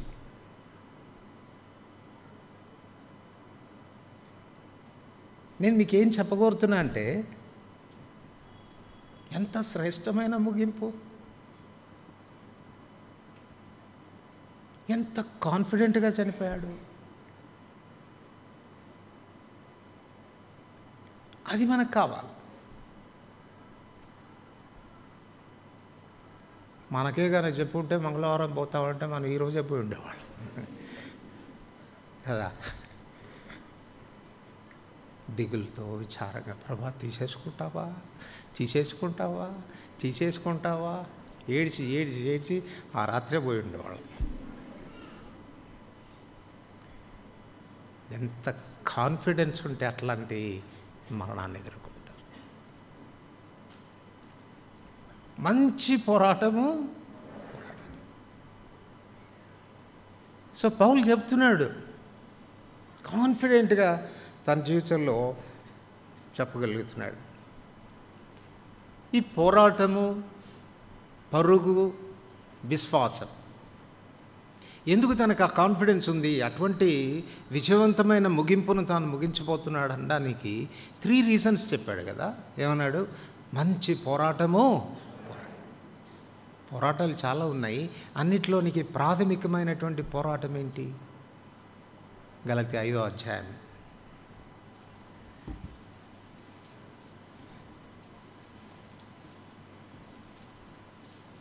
గలతీ 5వ అధ్యాయం 16వ వచనం. నేను చెప్పున్నదేమనగా ఆత్మానుసారంగా నడుచుకొనుడి, అప్పుడు మీరు శరీరేచ్ఛ నెరవేర్చరు. శరీరము ఆత్మకు, ఆత్మ శరీరానికి విరోధంగా అపేక్షించును. ఇవి ఒకదానికొకటి వ్యతిరేకంగా ఉన్నవి. మీరేం నిశ్చయించరో వాటిని. మన శరీరంలో ఎప్పుడు ఈ పోరాటం ఉంటుంది. మనకు డ్యూయల్ నేచర్ ఉంది కదా. శరీరం ఉంది, ఆత్మ. శరీరమేమో నో ఆత్మీయంగా నువ్వు బ్రతకడానికి లేదు, నేను చెప్పినట్టు నడుచుకోవాలా, నా ఇష్టానుసారంగా నువ్వు జీవించాలి అని శరీరం అంటుంది. ఆత్మ అంటుంది, లేదు నేను నిన్ను కొన్నాను, నేను ఇప్పుడు యు ఆర్ మైన్, నా కొరకు నువ్వు జీవించాలంటుంది. ఈ పోరాటం మనలో ఎప్పుడూ ఉంటుంది. రోమిలికి రాసిన పత్రిక 8వ అధ్యాయం. రోమిలికి రాసిన పత్రిక 8వ అధ్యాయం 12-13 వచనాలు కలిసి చదువుకుంటాం. కాబట్టి సహోదరులారా, శరీర అనుసారంగా ప్రవర్తించుటకు మనము శరీరమునకు రుణస్థులం కాము. మీరు శరీరానుసారంగా ప్రవర్తించిన ఎడల చావవలసిన వారు ఎందురు కానీ, ఆత్మచేత శారీరక క్రియలను చంపిన ఎడల. ఇప్పుడు చెప్పండి, పోరాటంలో ఏం చేయాలి చెప్పండి? Everyday we should kill hour flesh. మన శరీరాన్ని ప్రతిరోజు చంపాలంట. అదే కొరింథీయులకు రాస్తూ 9వ అధ్యాయంలో అంటాడు 27వ వచనంలో, నేను గురి చూడని వాని వల్లే పరిగెత్తడం లేదు, నేను ఇతరులకు బోధించిన తర్వాత నేనే భ్రష్టుడినైపోదునేమో అని నా శరీరాన్ని నలగొట్టి దాన్ని లోపరుచుకుంటున్నాను. శరీరాన్ని నలగొట్టేది నేర్చుకోకపోతే శరీరము మామూలుగా మాట వినదు. అది అర్థమవుతుందా? మామూలుగా మాట వినదు. ఆరాధనకు వస్తాము, ప్రార్థనకు వస్తాము, కుర్రోళ్ళే, యవనస్తులే సతికిలు పడి కూర్చొని ఉంటారు. ఎందుకో మోకాళ్ళు ఉంచారు. వచ్చి ఒకటి వేద్దామా తలకాయ మీద అనిపిస్తుంటుంది నాకు. ఈసారిగా నేను చూశానంటే మాత్రం అదే వేస్తాను, మొట్టికాయ వేస్తాను వచ్చి.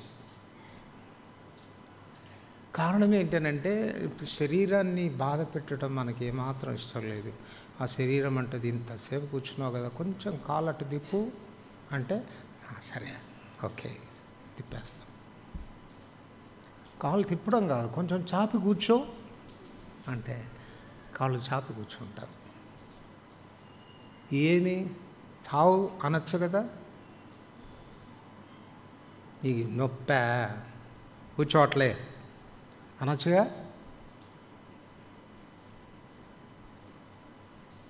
కేవలం భౌతికంగా నేను మాట్లాడుతున్నాను. ఈ ఆత్మీయమైనటువంటి విషయాలకు వస్తే ఈ శరీరం చెప్పినట్టు చేస్తావు కదా, అన్నీ అది కోరినట్టే చేస్తావు కదా.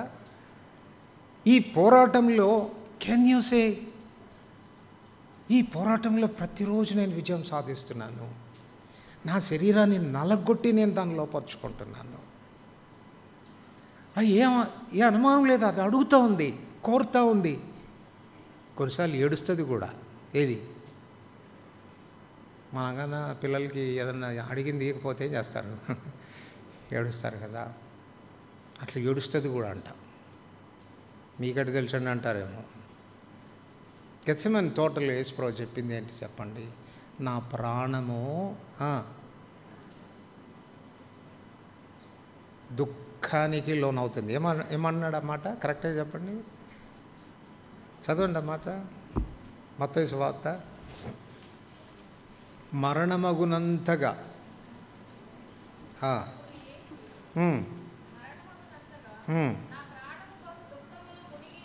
ఏడుస్తుందంట. ఏది? ప్రాణం అంటే నథింగ్ బట్ శరీరమే. నా ప్రాణము మరణమగునంతగా దుఃఖంలో మునిగింది అంటే ఇది అంటుందంట, చంపేస్తావా, సిలువకి వెళ్ళిపోతావా, మరి అంత భయంకరంగా హింసిస్తే కూడా పోతావా అని ఇది ఏడుస్తూ ఉంటే ఈయనకు కూడా అనిపించిందంట. ఎవరికి?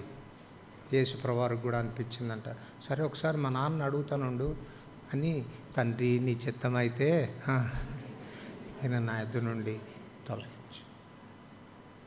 వెంటనే మళ్ళా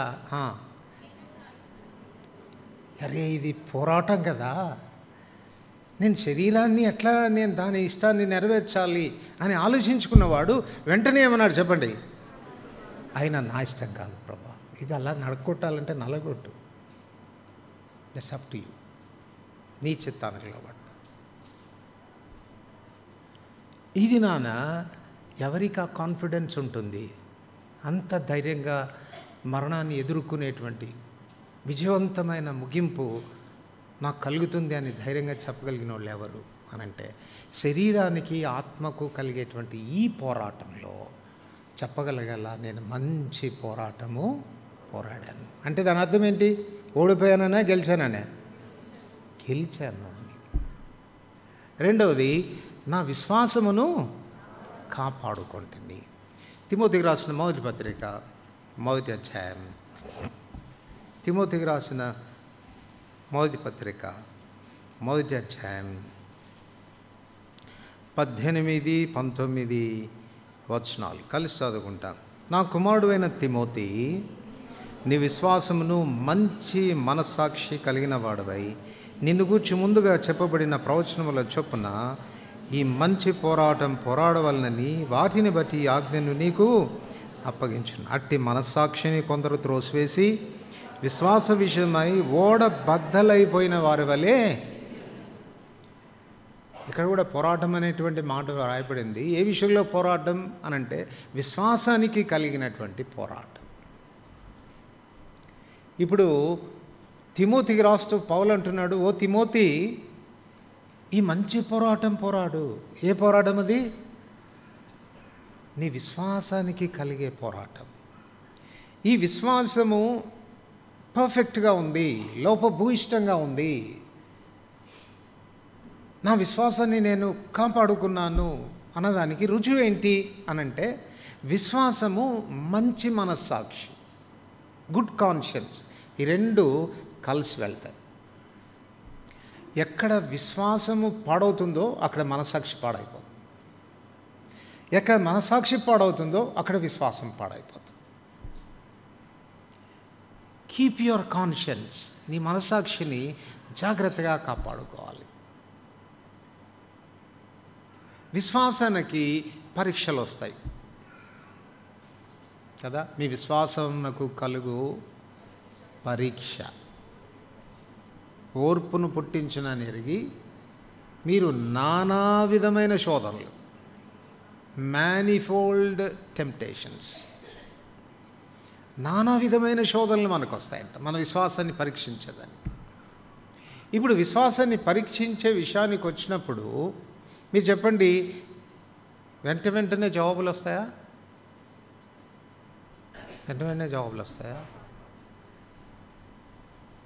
చూస్తాడు ఆయన, చాలా టైం వేచి చూస్తాడు.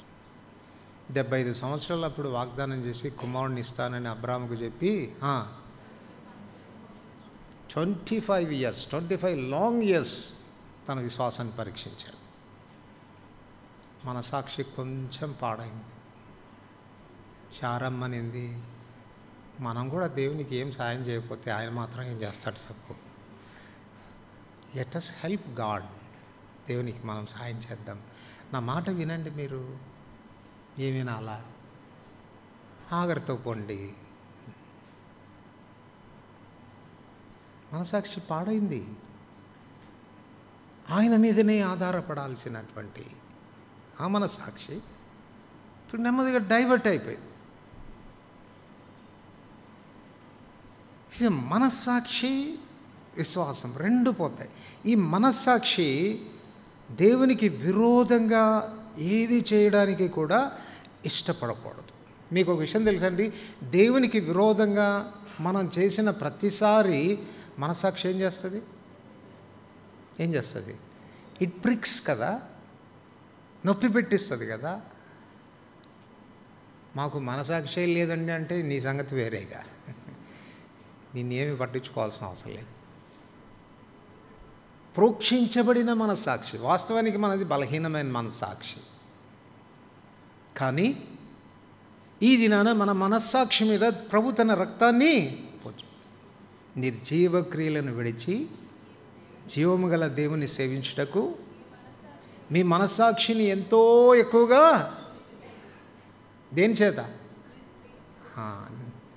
క్రీస్తు రక్తం చేత మన మనస్సాక్షిని శుద్ధి చేశాడు. అందువలన నిజంగా నువ్వు రక్షించబడి ఉంటే, ఆయన రక్తం ద్వారా విమోచించబడిన వ్యక్తి అయితే నీ మనస్సాక్షి చాలా సెన్సిటివ్గా ఉంటుంది. ఇఫ్ యూ కమిట్ ఏ కొంచెం పొరపాటు చేసినా కూడా దెన్ ఇట్ ప్రిక్స్.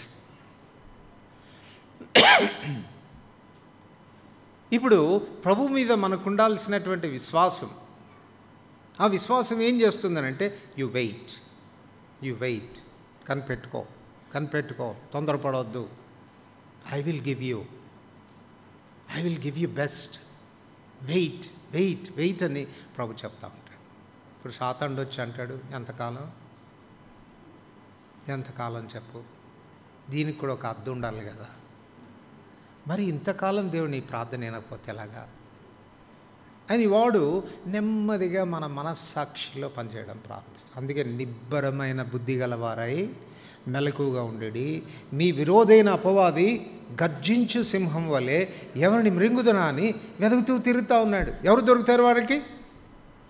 కొంచెం బుర్రపాడైతే చాలా వచ్చేస్తాడు వాడు. A lazy man's mind is devil's workshop అంట. మొత్తం కర్మాగారమే పెట్టేస్తాడు అక్కడ, ఫ్యాక్టరీ పెట్టేసి ఇక చూడు ఎన్ని ఆలోచనలు తీసుకొస్తాడు. ఆయన నమ్ముకుంటే వేస్ట్ బ్రదర్.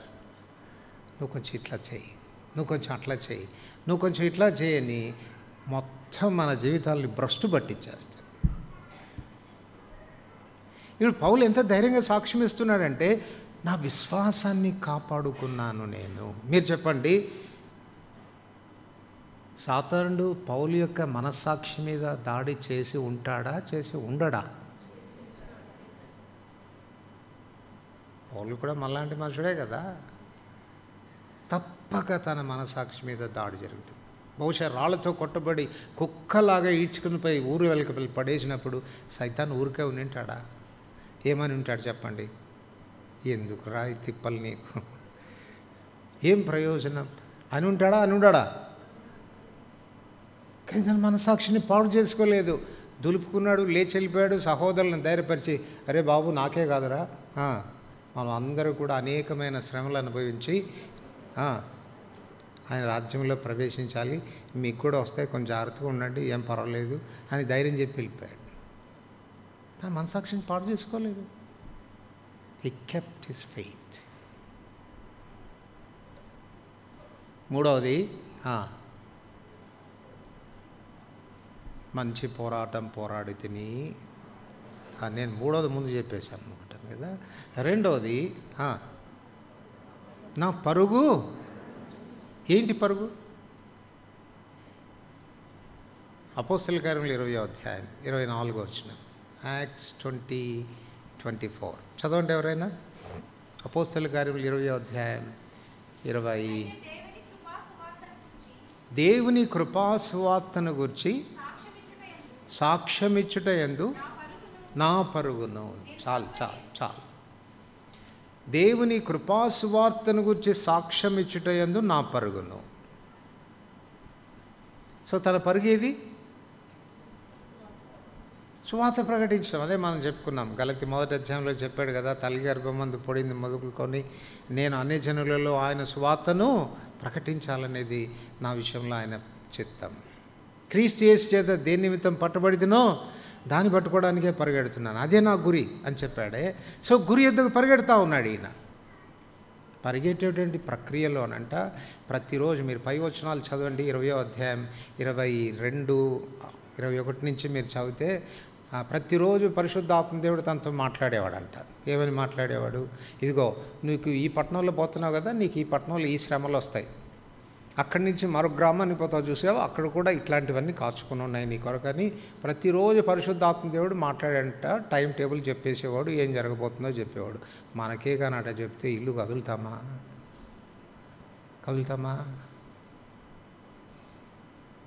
ఏమేం జరగబోతున్నాయి అన్నీ తెలుసు ఆయనకి.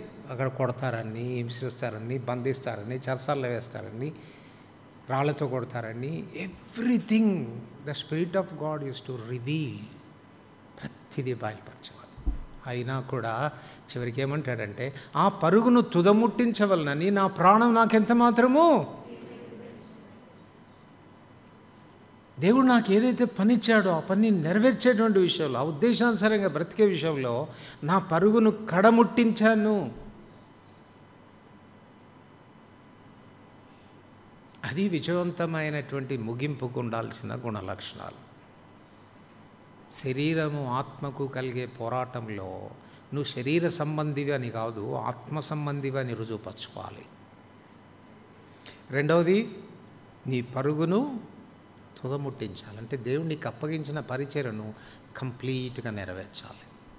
యేసుప్రభు తర్వాత తనొక్కడే చెప్పింది ఆ మాట. ఏమని? యేసుప్రభు కూడా అంటాడు కదా, ప్రభా తండ్రి, చేయుటకు నీవు నాకు ఇచ్చిన పనిని సంపూర్ణంగా నెరవేర్చి భూమి మీద నిన్ను మహింపరచు. నువ్వు భూమి మీదకి నన్ను పంపినప్పుడు చేయటకు నువ్వు ఇచ్చిన పనిని ఐ హ్యావ్ కంప్లీటెడ్ ఇట్. పౌలు కూడా అదే అంటున్నాడు, నా పరిచర్యను తుదముట్టించి తిని విశ్వాసమును కాపాడుతుంది.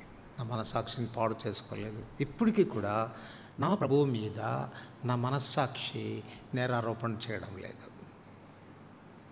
యోబు విషయం తీసుకోండి, ఎంత శ్రమలు యోబుకు కదా. ఒకడు పోయిన తర్వాత ఇంకోటి వస్తాడు, నేను ఒక్కడనే మిగిలిన సారి ఈ సమాచారం చెప్పడానికి. చివరికి నీ కుమార్తెలందరూ చచ్చిపోయారు అని చెప్పడానికి ఒకడు వస్తే, బుర్ర ఏమన్నా పాడు చేసుకున్నాడా? మనసాక్షి ఏమన్నా పాడైందా? దేవునికి విరోధంగా ఒక్క మాటైనా పలికాడా? భార్య గారు మాత్రం ఇంకేం భక్తి అయ్యా నీ భక్తి, దేవుని దూషించి మరణం కారాదని తన మనసాక్షిని పాడు చేసుకుంది.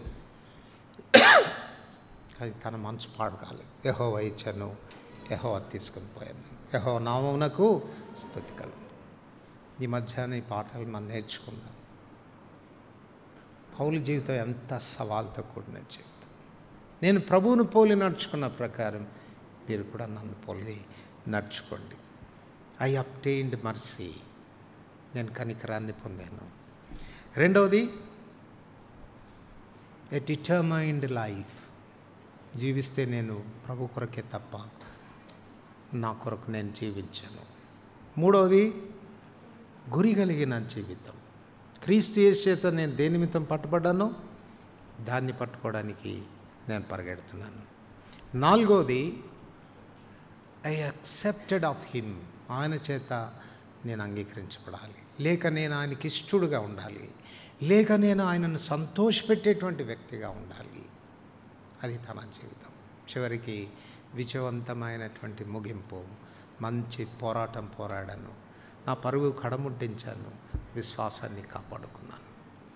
ఈ అనుభవంలోనికి ప్రభువు మనలందరినీ తీసుకొని వచ్చుగాక. ప్రార్థన చేసుకుంటాం.